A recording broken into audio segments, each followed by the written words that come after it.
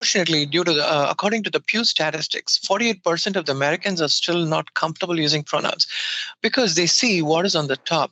Bathroom, they only hear bathroom, pronouns. Bathroom, sports, pronouns.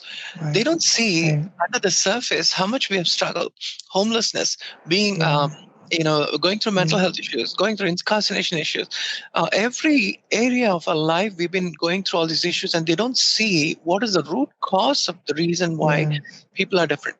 Companies are changing, but I would say that I see a lot of change in the media industry also.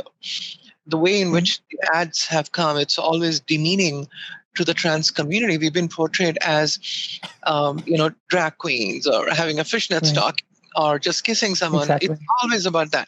I want to see trans entrepreneurs in the media industry. I want to see Yeah. entrepreneurs, CEOs being portrayed in the media industry. I want to see astronauts who are Yeah. trans in the media industry. And Yes. that's the way we want to change things. That's happening, but I'm glad that the younger generation is able to change that Right. for the Gen X and Right. baby boomers. Right. And I'm so hopeful that the gender expansive community is much more on fire than my generation. My daughter is much more open to being an advocate for me than me. She talks I about love me That's it. proudly. great.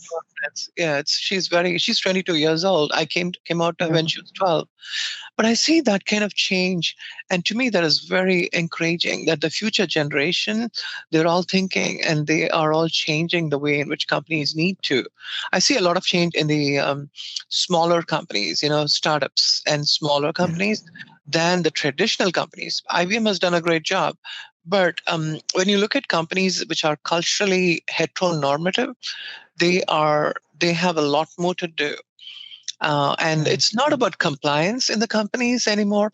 It's about compassion over compliance. Mm. It's not about Right. compliance because compliance is important. And they need to look Right. at gender non-binary in 2023 in your Equal Employment Opportunity Act. You need to add all that information. But it's also important not just to create a business value while you're adding a trans person. Look at the human value.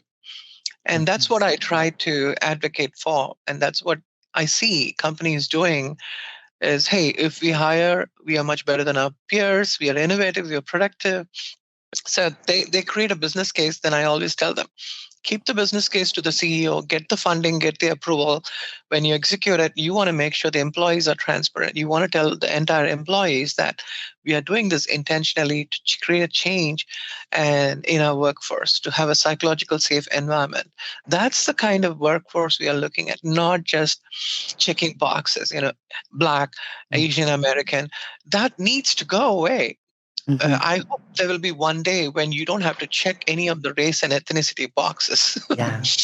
It's like Right. human being, it's like human being. Yes. Human. Check. Exactly. People, right? People. People, Yeah. check. Human. Yeah. So I also realized that you noticed that you recently got into LinkedIn top 10 LGBTQI plus voices. Yeah. How did you how did they pick those people? Like what did you have to do? Yeah, I keep on advocating for the corporate change, and Mm-hmm. that's been one of the things that I've been doing, and they've been following me. Actually, I didn't know that. um, but I think what broke the glass ceiling was the 2.4 million hits in 2 days. Oh, And okay. Oh, my story was featured as the LinkedIn top stories for that day. And then I didn't know. My friends called me and said, Celia, you've been featured as the LinkedIn story for today. And I looked at my thing, and then came the Ukraine war, and then came other things. And I was like, oh my seriously? gosh. Are they really doing this? I was happy for that day, but I knew it will end, right? Because Right. Yeah. sometimes you get caught up in all this, and Mm-hmm. I wanted to leverage, and I said, this is great. People are learning. It's not Celia's voice. It's Michelle's voice. It's Shelby's voice. It's a voice of people like us, and so LinkedIn called me and said, we want to add you as one of the top 10 voices for LGBTQ in 2022. It's a good pat on the back. I wouldn't, I think we are all doing a great job. And Yes. so the recognition was a good pat on the back to me. And I will still continue to do, not because they have given me an LGBTQ voice Right. thing, Right. but I think we do. We are all amazing LGBTQ voices in this country and across the world. Yeah. Yeah, I think that is important. It is just a pat on the back, but it does recognize you and for your voice, for the work that you've been doing. And you've been doing so many things for so many years. And I've kind of seen you from the kind of the outside looking in. And I transitioned just over, well, it's about 3 years ago, almost 3 years ago now. And so I'm still the newbie here. But but I think it is important for us to recognize people like yourself that has put in the effort and put in the work in seeing this change. And some of us that are new, that are coming in, or maybe even not in a position to be able to transition yet, we can still base and learn from you. And based on your experiences, we can kind of help pattern our experiences around that. One of the questions I had was, because I think a trans person will make a great DEI advocate.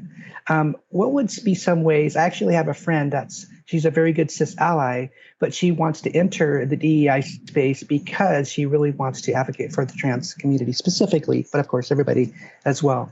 What are some ways someone without a college degree or a degree with something else, what are some ways people could get into this space?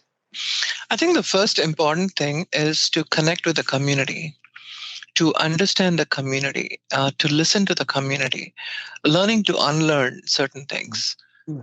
For example, pronouns was hard for me when I had to use they. I was raised with an Anglican English grammar from England, from in India. So to me, using they was really hard. And then I had to unlearn that this has been used since 13th century in Shakespearean language. It's always been there in Pickwick Papers. It's been there in a lot of authors have used they as to describe a person. They didn't want to describe a gender. So it's been there, and I think in getting involved in the community, understanding the community is so important. So I can give you one quick example, that is allies. The word allies means acknowledge your privilege that you're a cis person who's trying to help trans community. Listen to the voice of the trans folks in our community. Learn to unlearn things, which is very important. Instigate tough conversations and be in situations where you have to make tough decisions. And E is to educate yourself and to educate others. First, you need to educate yourself. You can't just educate others and start educating yourself after that. The last one is support by being involved in the community.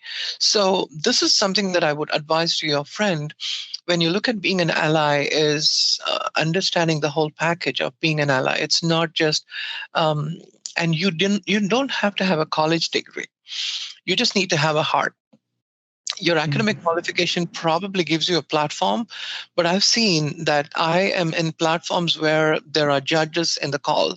There are, I would say, someone who has written councilmen, councilwomen, people who are very, very important making changes in the call. And I'm part of this conversations because they want to hear my point of view as a person of color and an immigrant. So there are a lot of times I feel that it's good to have someone advocating for us, but the most important thing is to not take away our space.